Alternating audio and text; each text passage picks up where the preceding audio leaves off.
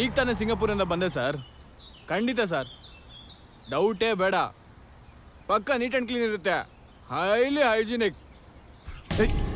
ನಾನು ಮನೆಗೆ ಹೋಗಿ ಮಾತಾಡ್ತೀನಿ, ಓಕೆನಾ? ಏನು ಸರ್ ಬೇಕು? ಏನಿಲ್ಲ, ಈ ಗುಟ್ಕಾ ತಿಂದು 4 ಜನ ಓಡಾಡೋ ರಸ್ತೆನಲ್ಲಿ ಹೀಗೆ ಉಗಿತಿರಲ್ಲ, ಯಾರಾದರೂ ತುಳಿದ್ರೆ ಅವ್ರಿಗೆ ಇನ್ಫೆಕ್ಷನ್ ಆಗಲ್ವಾ, ರೋಗ ಬರಲ್ವಾ? ಅದೇನೋ ಹೈಜಿನಿಕ್ ಅಂತ ಮಾತಾಡ್ತಿದ್ರಿ.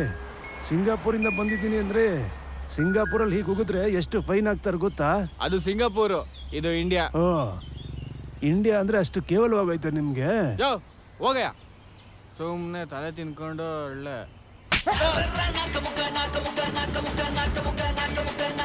ರೋಡಲ್ಲಿ ಯಾರು ಉಗಿದ್ರು ನೀನು ಹೊಡೆದ್ಬಿಡ್ತೀಯಾ? ಹಾಗಲ್ಲ ಮೇಡಮ್, ನಾನು ಮರ್ಯಾದೆಯಿಂದನೇ ಕೇಳಿದೆ, ಅವ್ರು ಮರ್ಯಾದೆ ಇಲ್ಲದೆ ಮಾತಾಡಿದ್ರು, ಅದಕ್ಕೆ.